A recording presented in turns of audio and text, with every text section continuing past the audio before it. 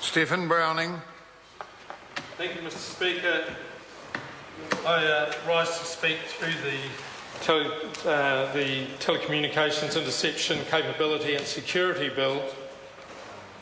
Mr. Speaker, we also agreed that this should actually have gone back to the Select Committee because of the changes. In fact, even the changes that were dropped to us as late as last night in terms of a supplementary order paper that has got right down into some of the things that in fact we were asking for but hasn't been addressed properly, and we haven't been able to look at deeply enough yet.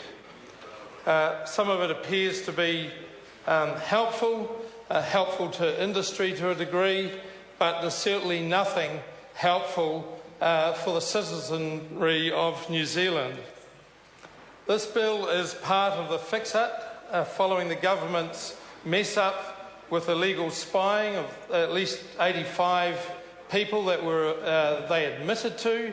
The government admitted to illegally spying, and yet then we got the GCSB bill, and then we have the TICS bill, which is its partner in crime as such, because the GCSB bill has basically set up the philosophy that you can spy on New Zealanders, that you can invade their privacy, breach their human rights, and then this is the technical part of how that can happen.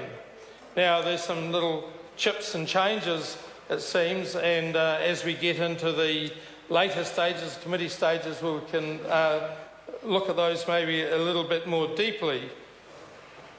But there's a bundle of people, 80 plus people, that have the right now to know whether they were illegally spied on while it was illegal, and I am very sure would be due for an apology, because not one of them that I'm aware of was arrested or charged with any crime, and yet they were illegally spied on. And then we'd also need to ask, how were they spied on? Exactly which agency spied on them, or agencies spied on them, and what conduit was used to spy on them? Was it part of what's covered in this bill? Was it something from external to New Zealand and fed back into New Zealand? Because while we are opposing this bill, we also see this bill as a veneer.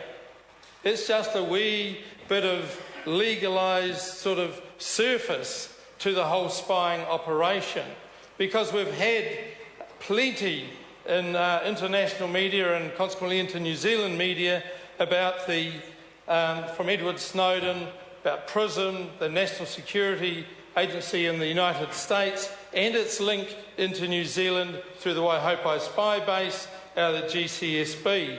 Now, what was going on there, and we've been saying for decades, and now this has been shown to come true, isn't even covered by this bill.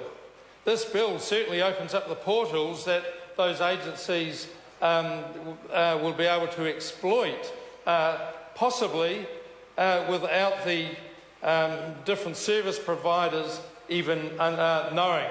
The service providers make sure that their technology, their services are snoop-friendly, and sometimes, no doubt, they will be aware that that's happening when there's a proper warrant and everything going through.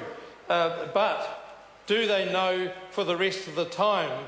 Did they know in the past, when absolutely huge data that New Zealand's Five Eyes complicity was involved with, did they know then that the information that was going through their portals was being taken away and being stored by the National Security Agency of the United States? So the Minister says this is no back door. And maybe this bill doesn't seem to be that, but the fact that the different service providers have to either have their services intercept ready or be capable of doing that at relatively short notice, because this bill goes on about how short a time and that they will be required to comply. Is it a backdoor? I don't think the Minister can say that with the confidence that she appeared to have before.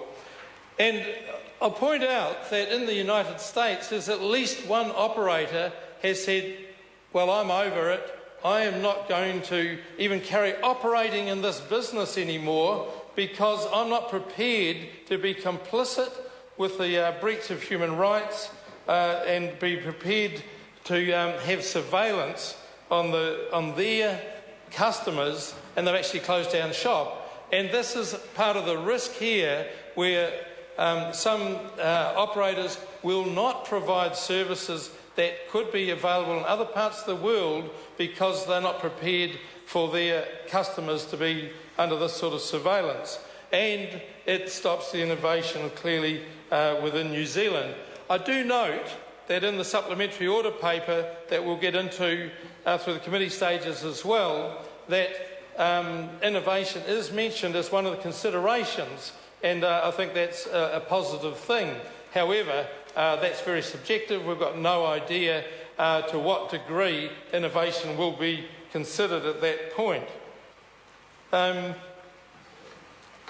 Minister's very nicely invited us to, or left the provision to meet sometime to discuss the legislation, and I think that'll be appropriate and we'll take that up. But one aspect in her note to the Green Party, stating that nothing in the information gathering powers under clauses 72 and 73 will permit a designated officer or the GCSB director to require a network operator to supply, produce or reproduce any information that could have been obtained or should have been sought under an interception warrant or other lawful interception authority. And that's that backdoor part. And that'll be something I'd like to explore, and some things I'll point out, but other things I'll question over that, because the Five Eyes scenario that we're part of through Waihopai definitely seems to be part of that. I notice that Google, Microsoft, Skype and Apple are still unhappy, even though the Minister appears to have tried to make some changes to accommodate some of their concerns. They still are unhappy, and so they can see where the weaknesses lie in this bill. The Minister also has given us a flow chart, shown us where interceptability already exists, and what the current Ticker Act does, and where the proposed changes suit, and says what the bill does not do. It says it does not change the authority of agencies to intercept communications. Well, we've got the GCSB and the security and surveillance bills both certainly allowed a certain amount of interception of telecommunications. So, no, this bill doesn't do it. It's just as someone described, the pipes and the conduits basically to do it. She says it does not change existing privacy protections. No, we have asked for, and we still believe in it, and of course we'll be looking forward to later in 2014 to be able to initiate a full inquiry into the security services in this country to ensure that we have an understanding of what's going on with our security agencies, and also may be able to find out how the Minister can say the things she's saying when Snowden and them have exposed those Five Eyes points. And we might be able to expose who the 80+ people were that were inspired on unreasonably. Thank you, Mr. Speaker. The Green Party will be opposing this bill through its stages. Thank you. The Right Honourable Winston Peters.